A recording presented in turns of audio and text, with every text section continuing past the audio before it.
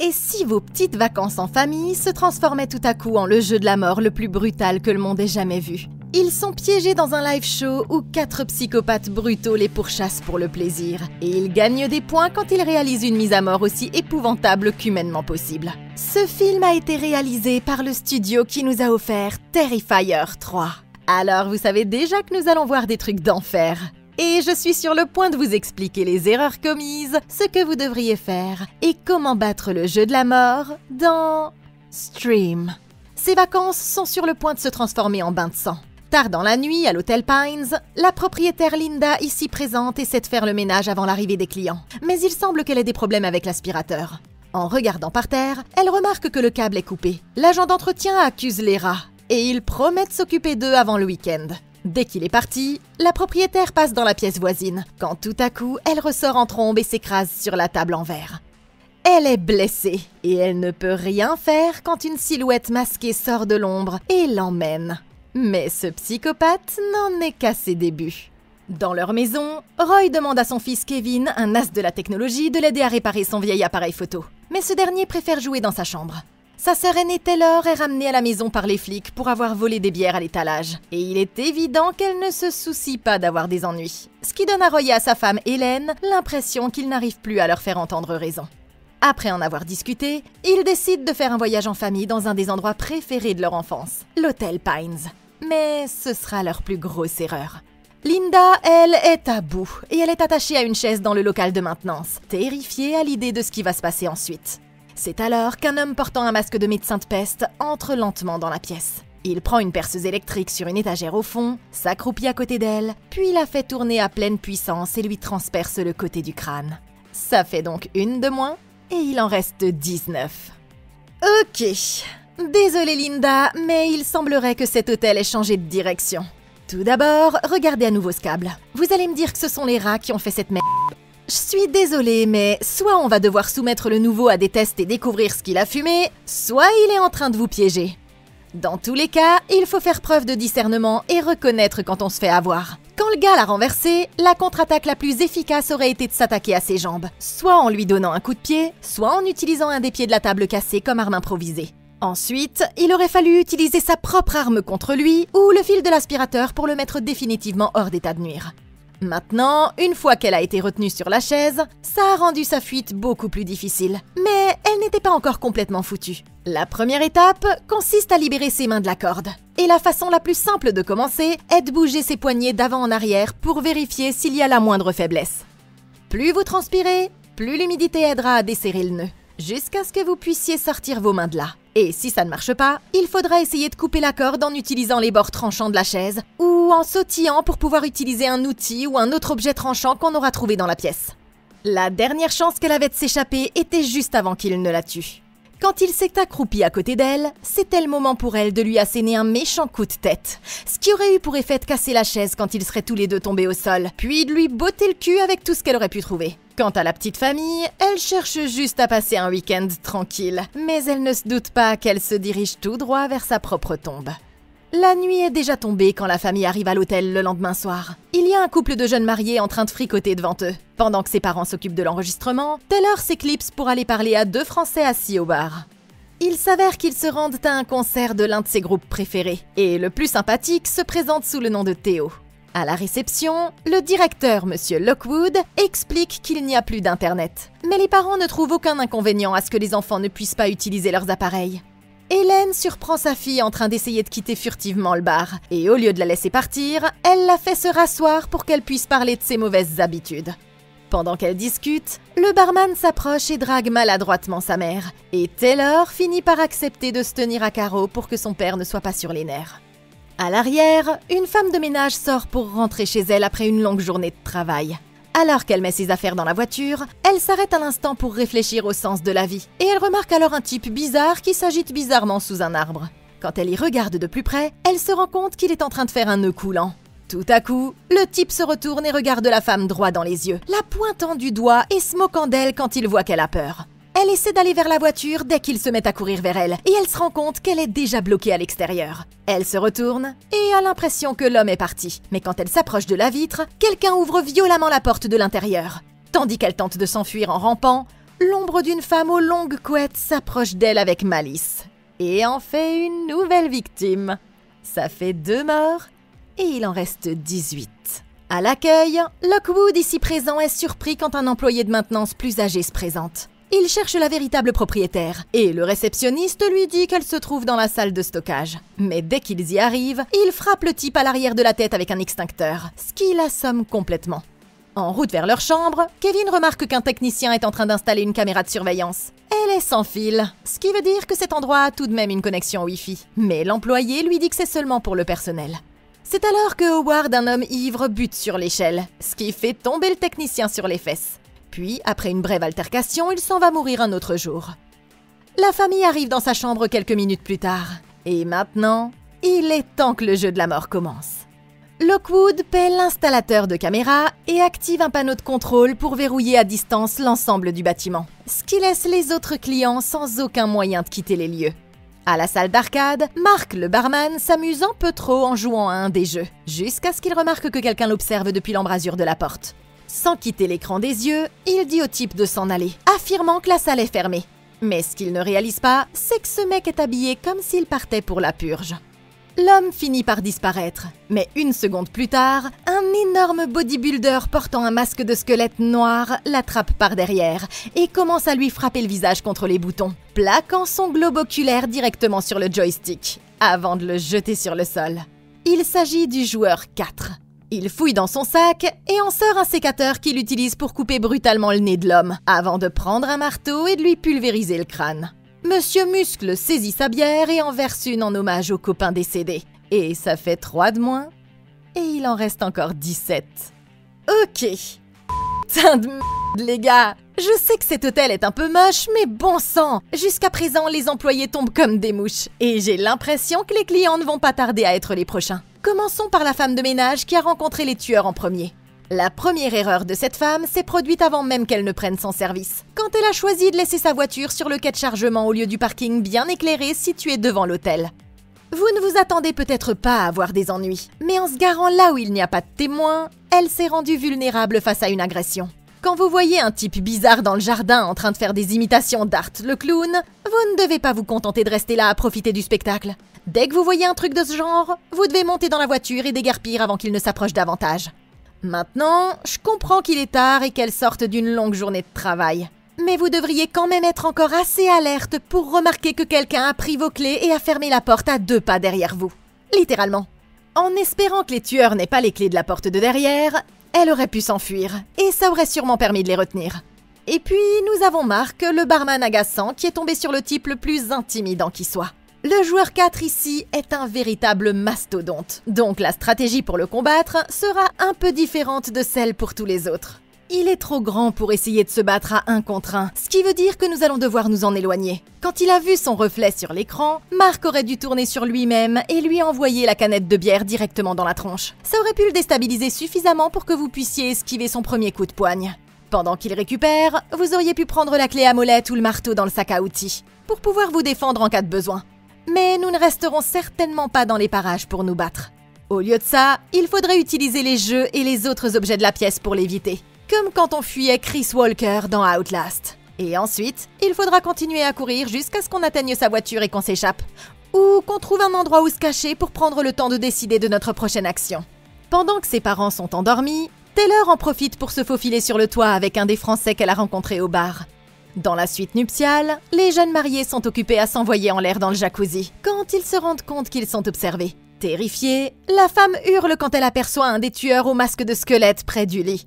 Mais pendant qu'ils sont distraits par la femme, le joueur 2 se faufile et frappe l'homme sur le côté du visage avec une bouteille de champagne. Il l'attrape par les cheveux et le retient pendant que la joueuse numéro 3 s'approche et tire la femme hors du bassin. Elle ne peut rien faire d'autre que de regarder numéro 2 maintenir la tête de son homme sous l'eau, jusqu'à ce qu'il se noie. Puis il s'empare d'un tire-bouchon et traverse la pièce en sautillant pour s'occuper d'elle ensuite. À la dernière seconde, la femme s'appuie en arrière et lui donne un coup de pied dans la poitrine, ce qui les envoie tous au sol et lui donne une chance de se libérer.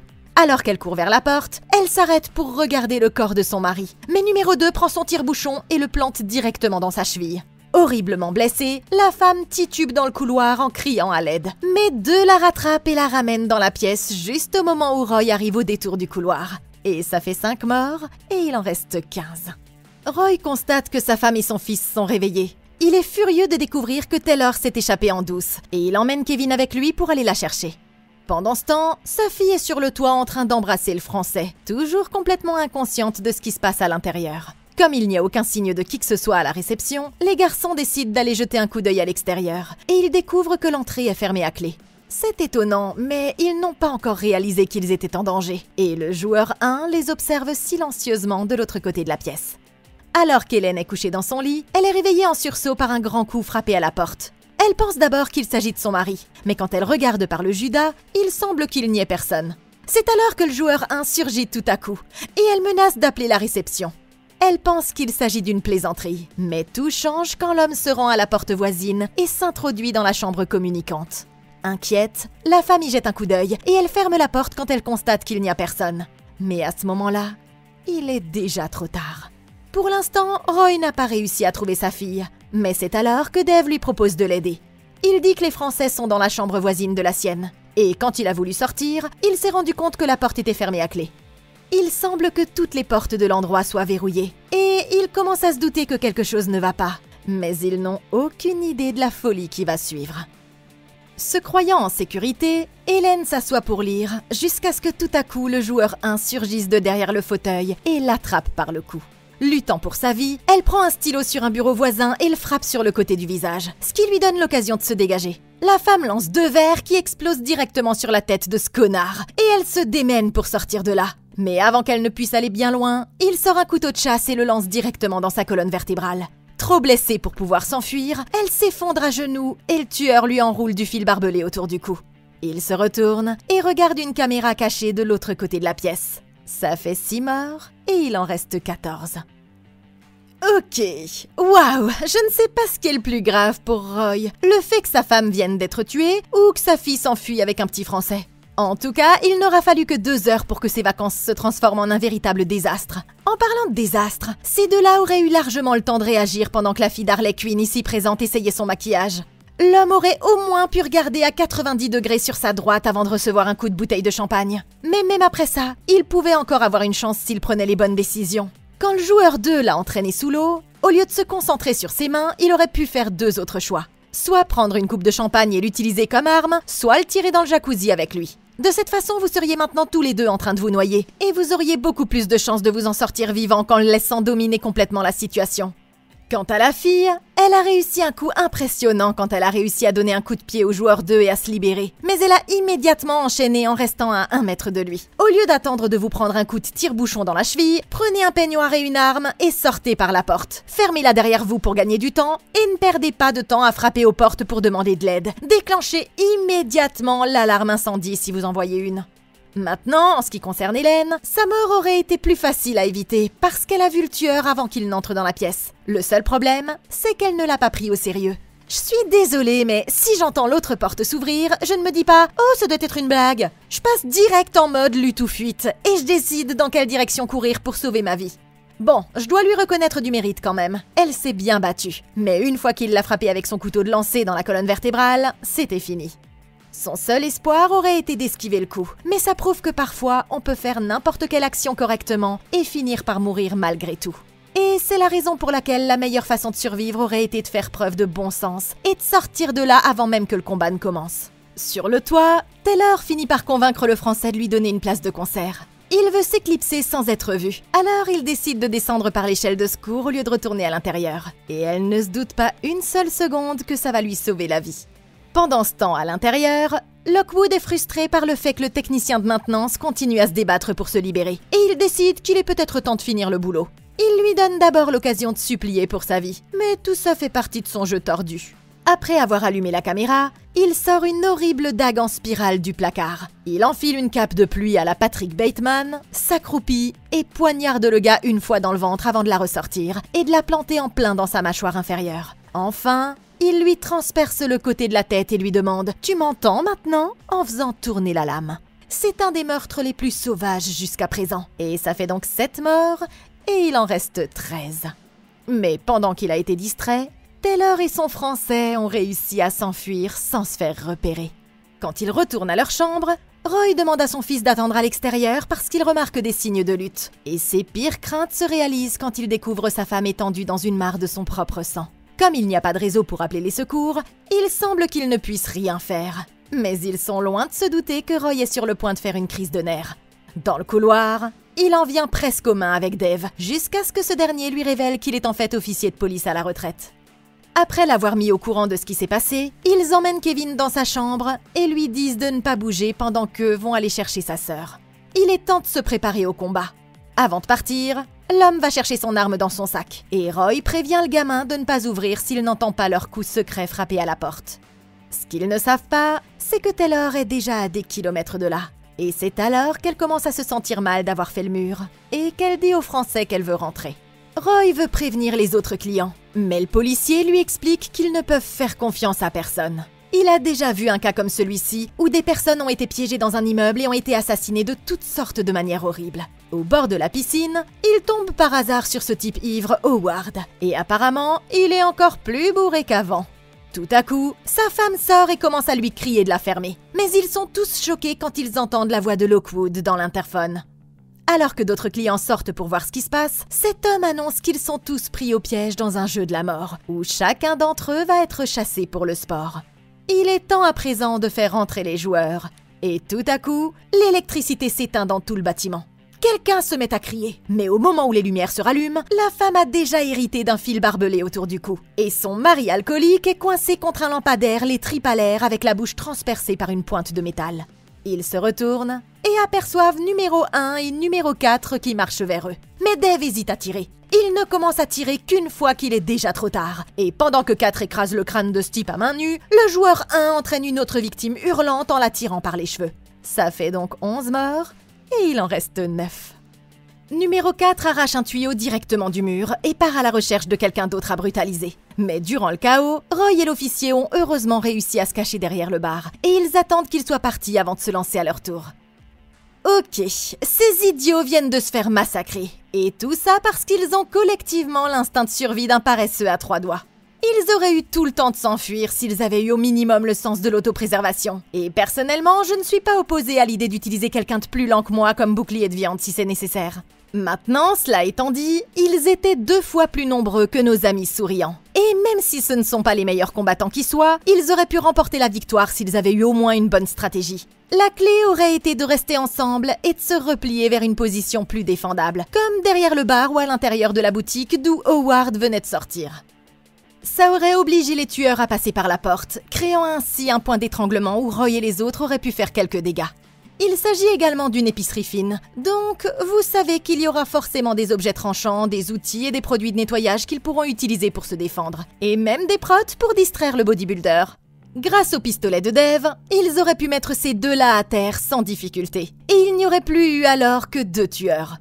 Mais le fait qu'il ait hésité à tirer me paraît franchement suspect. Alors je serais prête à l'utiliser comme bouclier de viande et à m'emparer de cette arme si c'est ce que je dois faire pour survivre. Pour l'instant, les tueurs ont le dessus, et Roy a déjà perdu sa femme. Alors il est temps de sortir de là avant que d'autres membres de la famille ne soient les prochains.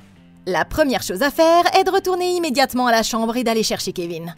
Dans 1 minute, le gamin va découvrir comment connecter sa tablette au réseau Wi-Fi, ce qui lui permettra de voir les images des caméras de sécurité. Ça veut dire que tout ce qu'ils ont à faire, c'est de remonter la vidéo jusqu'au moment où Lockwood a verrouillé le bâtiment. Et ils seront en mesure de voir le code. En prime, ils pourraient aussi voir que Taylor s'est éclipsé plus tôt dans la nuit. Maintenant, si ça ne marche pas, le plan B est d'utiliser un rétroéclairage. Quand il a touché les boutons, Lockwood a laissé de l'huile et des résidus qui apparaîtraient sous une lampe ultraviolet. Et il est fort probable que nous en trouvions une dans le local technique d'un des bars ou de la salle d'arcade. Il suffira ensuite de la brancher près du clavier et de l'utiliser pour voir sur quel bouton il a appuyé. Et nous pourrons sortir de là. Sinon, il faut essayer de tirer sur la vitre ou de passer par une des fenêtres. Bref, tout ce qui est possible pour pouvoir sortir de cet hôtel de l'enfer pendant qu'il en est encore temps. À l'étage, Kevin réussit miraculeusement à se connecter au réseau à l'aide de sa tablette. Et il voit par le biais des caméras que le joueur 4 écrase l'autre français avec un putain de distributeur automatique. Ce qui fait 12 morts et il en reste 8. Il est officiellement traumatisé à vie. Et pour ne rien arranger, Lockwood intervient maintenant sur FaceTime et annonce au gamin que sa mère a des ennuis, ce qui le fait lâcher sa tablette et sortir précipitamment de la pièce. Parallèlement, ces étudiants sont toujours en train de se demander ce qu'il est advenu de l'électricité quand ils entendent une sorte de musique fantaisiste provenant du fond du couloir. Ils regardent dans cette direction et aperçoivent les joueurs 2 et 3 qui s'approchent d'eux en sautillant comme des clowns. Mais au fur et à mesure qu'ils se rapprochent, ils se rendent compte que ces deux-là ne plaisantent pas. Au moment où les lumières se rallument, les tueurs les ont déjà coincés. Et le joueur 2 pose la boîte à musique au sol avant de sortir une paire de griffes de Wolverine de derrière son dos. Paniquée, une des filles tente de s'enfuir, mais la joueuse 3 lui assène un coup de carambite dans le ventre et la laisse se vider de son sang sur le sol. Leur pote à lunettes reste là, abasourdi, jusqu'à ce que numéro 3 lui assène un coup de pied au visage, le faisant tomber à la renverse sur le sol. Alexa tente alors de sauver son ami, mais numéro 3 l'effraie et la force à s'enfuir pour sauver sa vie. Tournant leur attention vers le garçon, ils utilisent un maillet pour lui clouer les 2 mains à la porte, avant d'ouvrir sa chemise et d'utiliser la griffe pour lui tailler une grille de morpion dans le ventre, découpant douloureusement les croix et les ronds tour à tour. La survivante court aussi vite qu'elle le peut et trouve Kevin dans la cage d'escalier, mais le joueur 1 leur coupe la route et les oblige à remonter à l'étage. Elle tente désespérément de frapper à toutes les portes qu'elle aperçoit, mais comme le tueur se rapproche de plus en plus, elle n'a d'autre choix que de continuer à courir avant qu'il ne la rattrape. Quant au jeu de morpion, c'est le joueur 2 qui l'emporte, et il trace une grande ligne en travers de la poitrine du gars pour proclamer sa victoire. Tandis que la joueuse 3 s'enfuit dans le couloir pour s'attaquer à l'étudiante qui reste, son frère traîne la victime jusqu'à la caméra la plus proche et trace un smiley sur l'objectif avec son sang. Ça fait donc 14 morts, et il en reste 6. Ok, et maintenant ça fait 2 survivantes plus qu'on peut rayer de la liste. Bon, par contre, je suis désolée, mais ces 3-là n'ont pas entendu l'annonce comme quoi ils sont tous dans un jeu de la mort. Dans ce cas, quand vous verrez ces 2 rejetés de la purge s'approcher de vous, ne restez pas plantés là à ne rien faire jusqu'à la toute dernière seconde. C'est exactement comme au bord de la piscine. Ces 3-là auraient eu largement le temps de s'enfuir pour sauver leur peau. Et plus il y a de gens en vie, mieux c'est pour nous. Parce que nous avons besoin d'un maximum de boucliers de viande pour occuper les tueurs. Comme ils se trouvaient juste à l'extérieur de leur chambre, ils auraient pu retourner à l'intérieur dès qu'ils ont remarqué que les tueurs se dirigeaient vers eux. De là, ils pouvaient barricader la porte avec quelques meubles et utiliser le goulot d'étranglement pour les tenir à distance. Le plus beau, c'est qu'il n'est même pas nécessaire de gagner la bataille. Il vous suffit de faire en sorte qu'il soit si difficile d'arriver jusqu'à vous que les tueurs décident de passer à autre chose. Pendant que 2 d'entre eux auraient tenu la porte, le dernier aurait pu travailler sur un plan d'évasion. Sortir par la fenêtre du 3e étage serait une descente un peu longue, mais j'essaierai d'attacher les draps ensemble en guise de corde pour m'aider à descendre le plus bas possible vers le sol. Même en cas de chute, nous devrions pouvoir descendre suffisamment bas pour survivre à cette dernière, regagner un véhicule et envoyer des secours chercher tous les autres. Maintenant que ses amis sont morts, on dirait qu'Alexa et Kevin vont devoir se débrouiller seuls. Frapper aux portes est une perte de temps parce que la plupart des gens sont déjà morts ou ne voudront pas les aider. Au lieu de ça, j'essaierai de déclencher l'alarme incendie. Ça ferait sortir tous ceux qui sont encore dans leur chambre dans les couloirs, et ça pourrait même attirer l'attention du monde extérieur. Mais connaissant Lockwood, il y a fort à parier qu'il a désactivé les alarmes aussi. Quoi qu'il en soit, la priorité est de trouver une pièce ouverte dans laquelle ils pourront entrer, puis se barricader rapidement à l'intérieur. Et avec un peu de chance, ils réussiront à survivre assez longtemps jusqu'à ce que le tueur passe à autre chose. Maintenant, s'ils doivent se battre, ils vont devoir se servir d'armes improvisées présentes dans le couloir, comme un extincteur, un chariot à bagages ou même des meubles cassés. En utilisant la disposition du bâtiment, ils pourraient essayer de tendre une embuscade au joueur 1 depuis l'embouchure du couloir, ou monter une autre volée de marche pour prendre de l'altitude. En fait, tout ce qui pourrait leur donner un avantage supplémentaire dans le combat. Alexa et le gamin atteignent l'ascenseur, mais pendant qu'elle appuie sur le bouton, le joueur 1 finit par les coincer. La femme se précipite héroïquement à l'intérieur dès que les portes s'ouvrent, abandonnant le pauvre Kevin à son sort. Mais le plan se retourne contre elle parce que la joueuse 3 était déjà là à l'attendre. Et pendant qu'elle entraîne Alexa vers le sous-sol, le joueur 1 se lance à la poursuite de l'enfant. Sur les caméras, Lockwood regarde numéro 3 martyriser la fille en la faisant danser au son de la musique de l'ascenseur. Il se dirige vers son ordinateur et tape un long message sur un forum de discussion où d'autres téléspectateurs parient sur l'issue du jeu, expliquant que n'importe qui peut encore gagner. Mais même lui sera surpris par la tournure des événements. Une fois qu'ils sont certains qu'il n'y a plus de danger, Roy et le policier sortent discrètement du bar pour aller chercher son fils. Sur le chemin de la sortie, ils trouvent l'arme de l'homme sur le sol. Alors ils la ramassent au cas où ils rencontreraient d'autres problèmes. En bas, la joueuse numéro 3 laisse Alexa s'enfuir dans le sous-sol, sachant pertinemment qu'elle n'a aucune chance de s'enfuir. La seule porte de sortie est fermée à clé, et elle s'approche de sa victime, persuadée que ce sera un jeu d'enfant. Mais la jeune fille s'empare d'un chariot de service et s'en sert pour faire chanceler la tueuse en arrière, ce qui lui fait lâcher le couteau. Alexa s'élance pour le récupérer, mais numéro 3 revient et lui donne un coup de genou au visage avant de la plaquer sur le chariot et d'essayer de l'étrangler. Mais la jeune fille réussit à attraper une fourchette à la dernière seconde et la lui plonge directement dans la nuque. Gravement blessée, la folle s'effondre en arrière tandis qu'une énorme giclée de sang s'échappe de sa blessure. Ça fait un joueur en moins et il en reste 3 à affronter. Le joueur 2 arrive sur les lieux au moment où Alexa disparaît dans l'angle. Elle trouve une fenêtre ouverte, mais fait beaucoup de bruit en essayant de s'enfuir, ce qui conduit le tueur directement vers elle.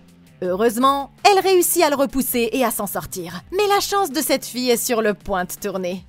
Elle se détend dans l'herbe avec un soupir de soulagement, pensant qu'elle est enfin en sécurité. Mais c'est alors que Lockwood arrive et lui coupe la tête à l'aide d'une pelle. Ce qui fait 15 morts, et il en reste 5. Ok, bon sang chérie, tu étais si près du but et pourtant si loin. Je dois te féliciter d'avoir été la première à avoir abattu un tueur. Mais faire tout ça pour mourir au moment où tu arrives à l'extérieur, c'est franchement embarrassant. Alors désolé Alexa, mais on dirait que tu as merdé. Bon, on a déjà dit que tes amis et toi aviez eu tout le loisir de fuir quand ces deux-là ont attaqué pour la première fois. Mais quand tu vois 2 clowns se diriger vers toi et que tu réagis spontanément en commençant à rouler des pelles devant eux, je ne me sens pas trop mal par rapport à ce qui t'est arrivé ensuite. En fait, tes amis n'étaient peut-être pas faits pour ça, mais moi, j'ai tout de suite vu que tu avais ce qu'il fallait pour survivre quand tu t'es servi du pauvre petit Kevin comme bouclier de viande. C'est un geste absolument irrévérencieux que peu de gens feraient. Mais petit rappel, la technique du bouclier de viande ne fonctionne que si tu ne te jettes pas immédiatement dans les bras d'une autre menace. Une fois que tu es descendu au sous-sol, tu as encore une fois réussi à faire des choses assez impressionnantes. Utiliser les objets de ton environnement pour la repousser était une bonne idée. Mais tout ça a dérapé quand tu as essayé d'attraper le poignard au lieu de te concentrer sur la menace ou de profiter de l'occasion pour t'enfuir. Cette attitude t'a placé dans une position vulnérable pendant que la joueuse 3 se remettait sur pied. Et ça a failli te coûter la vie. Mais même là, tu as prouvé que tu avais vraiment du cran en terrassant la folle d'un coup de fourchette dans le cou. Et quand son frère a essayé de te tuer, tu as réussi à t'enfuir. C'est comme ça que ça se passe. Et ça aurait été un exemple parfait de ce que vous, les auditeurs, devriez faire dans une telle situation si tu n'avais pas commis une erreur fatale ensuite. Tu as baissé ta garde alors que tu étais encore sur la propriété. Et ça s'est révélé être beaucoup trop tôt. Après avoir survécu à 3 confrontations avec des tueurs qui ont failli te tuer, je n'aurais pas arrêté de courir jusqu'à ce que mes jambes me lâchent. Mais juste au moment où tu pensais l'avoir dans la poche, Lockwood est venu te rappeler que personne ne sortira vivant de cet hôtel. J'espère que tu auras plus de chance la prochaine fois, parce que, Alexa, tu as merdé. Cherchant son fils dans la chambre, Roy commence à s'inquiéter quand il se rend compte qu'il n'est pas dans la pièce où ils l'ont laissé. Mais quand il retourne dans le couloir, le joueur 4 arrive et leur coupe la route. Il envoie Dave se fracasser dans le placard et commence à s'en prendre au père avec le tuyau. Mais son ami parvient à attraper un fer à repasser et à le frapper à la tête. C'est à peine suffisant pour faire des dégâts. Et il finit par en payer le prix, parce que numéro 4 le projette ensuite contre le mur. Mais tandis que le bodybuilder se tourne pour mettre une raclée à Roy, l'officier met la main sur le flingue et transforme ce dernier en gruyère. Ça fait donc 2 joueurs éliminés et il en reste 2 à abattre. Pendant que papa se fait botter le cul, notre petit gars Kevin se cache dans la cuisine. Comme dans la scène des raptors de Jurassic Park. Il s'en sort plutôt bien, jusqu'à ce que le joueur 1 aperçoive son reflet, et il le projette directement contre un frigo. Quand tout semble fini, une alarme se déclenche, appelant tous les joueurs à s'occuper d'une faille de sécurité, ce qui oblige le tueur à épargner sa vie pour le moment. Il s'agit de la frangine et de son petit ami le Frenchie. Mais imaginez leur réaction quand ils entrent et découvrent un tas de cadavres éparpillés dans le couloir. Avant même qu'ils ne comprennent ce qui se passe, numéro 3 arrive en courant comme un putain de personnage des Looney Tunes, et il les cloue tous les deux directement au mur avec une vraie lance. Le français crache du sang, tandis que Taylor s'évanouit. Et le monstre vient de réaliser son premier doublé. Ça fait donc 17 morts, et il en reste 3. En retournant vers le hall, Roy est obligé de se battre pour survivre quand il est tout à coup pris en embuscade par le joueur 1. Il crie à Dave d'ouvrir le feu, mais l'officier révèle alors qu'il a manipulé le jeu depuis le début, et qu'il a fait tout ça pour s'assurer qu'il serait le dernier à sortir vivant. L'homme laisse Roy pour mort et se rend dans le local de stockage où il trouve la salle de contrôle. Il se connecte à son compte de Paris et voit qu'il va gagner 31 millions de V-Bucks quand le jeu se terminera. et il commence à chercher le code pour débloquer les portes. Mais alors qu'il surveille les caméras, le père a tout à coup une idée de dingue. Il désarme son adversaire et il force à aller dans un coin où les caméras ne pourront pas le voir. Au bout d'un moment, le joueur 1 réapparaît et il semble qu'il y ait 18 morts et qu'il n'en reste plus que 2. Mais Dave ne devrait pas encore se réjouir. À ce moment-là, Lockwood dévoile un effet à la Jigsaw, parce que le corps au centre de la pièce était en réalité le sien depuis le début. Et il lui plante la dague du tourment perpétuel en plein dans le ventre, furieux qu'il ait essayé de saboter le jeu.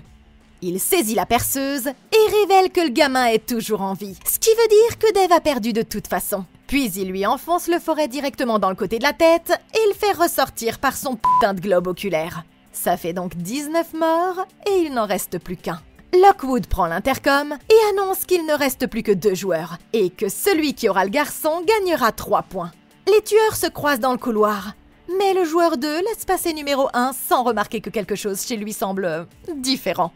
Au même moment, Taylor se réveille tout à coup dans le couloir, révélant que son bouclier de viande français lui a en fait sauvé la vie.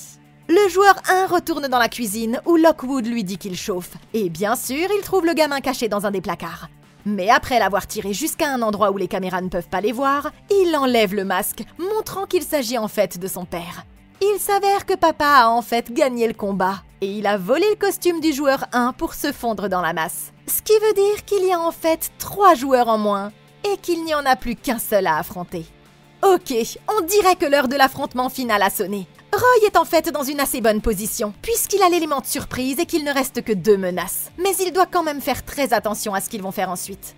Taylor est peut-être encore en vie, mais pour l'instant, Roy n'a aucune idée de sa présence dans le bâtiment, et il ne peut donc pas la prendre en compte dans ses décisions. Les portes sont toujours verrouillées et son déguisement ne tiendra pas longtemps. Le joueur 2 et Lockwood errant toujours dans les couloirs, ils ne tarderont pas à être à nouveau en danger. Nous devons donc utiliser l'élément de surprise pour nous occuper d'abord du joueur numéro 2. Nous avons vu dans leur interaction dans le couloir que le joueur 2 n'a aucune idée que Roy a volé le costume de son pote. Alors nous devons absolument capitaliser sur cet élément avant qu'il ne s'en aperçoive. La première étape consiste à donner à Kevin quelque chose qui se trouve ici dans la cuisine pour qu'il s'en serve comme arme au cas où. Ensuite, il faudra qu'il s'allonge au milieu du sol quelque part hors champ et qu'il fasse le mort.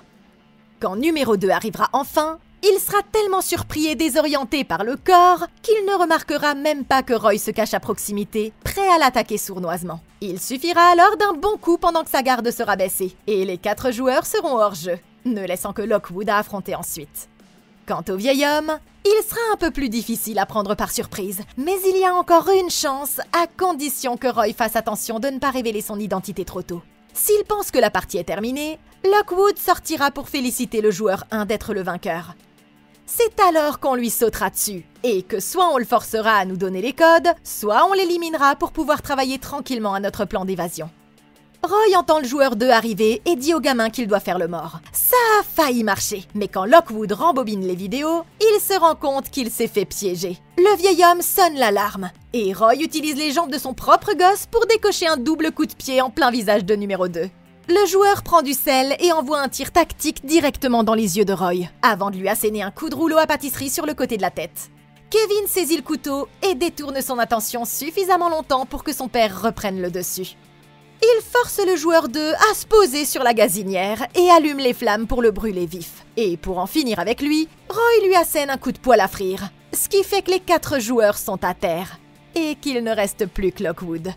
Il se précipite dans le hall d'entrée et tente par tous les moyens de sortir de là. Mais Lockwood ne tarde pas à arriver pour les affronter. Il est furieux qu'ils aient gâché les paris. Et quand il commence à insulter la famille décédée de Roy et à lui dire qu'ils ont tout filmé en 4K, l'homme décide qu'il est temps pour lui de montrer à quoi ressemblent les vrais jeux de la mort.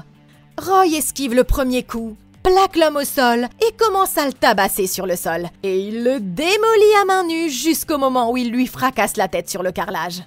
Il court vers son fils, le serre dans ses bras et lui dit à quel point il l'aime.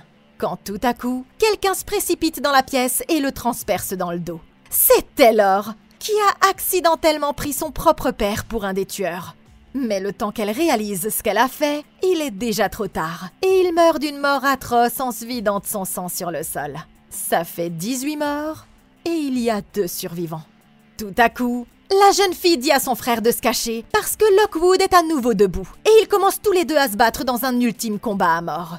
Alors qu'il est sur le point de réussir à l'étrangler, elle lui donne un coup de genou dans les couilles avant d'attraper la hache et de lui faire perdre la tête. Au final, les 5 joueurs sont au tapis, mais le jeu n'est pas encore terminé. Alors qu'ils se font examiner par les ambulanciers, certains d'entre eux transportent le joueur 2 sur une civière, comme s'il avait survécu après tout ça. Tandis qu'il s'éloigne, l'un d'entre eux regarde son téléphone et constate qu'il a gagné beaucoup d'argent, ce qui prouve qu'il faisait partie des spectateurs qui avaient parié sur le jeu. Et selon l'application, une nouvelle partie est sur le point de commencer. Pendant ce temps, devant un hôpital quelque part à New York, un autre Lockwood allume une caméra et annonce le début du prochain jeu à un public qu'il regarde dans le monde entier. Il semble que leur voyage en famille ne se soit pas vraiment déroulé comme prévu. Et les jeux ne font que commencer. Mais en fin de compte, ils ont appris que ce qui réunit vraiment les membres d'une famille, c'est une bonne vieille effusion de sang. Stream 2024. Oui, j'aime bien ce film. Il a quelques bonnes vibrations, un jeu de la mort, vous voyez ce que je veux dire? Des personnages sympas. Et j'aime vraiment la façon dont il a été filmé. Il aurait probablement pu y avoir un meilleur montage, mais on ne sait jamais avec ce genre de choses. Quoi qu'il en soit, auriez-vous fait quelque chose de différent? Dites-le moi dans les commentaires ci-dessous. Merci beaucoup d'avoir regardé.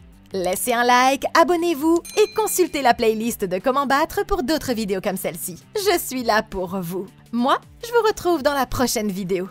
Et d'ici là, passez une excellente journée!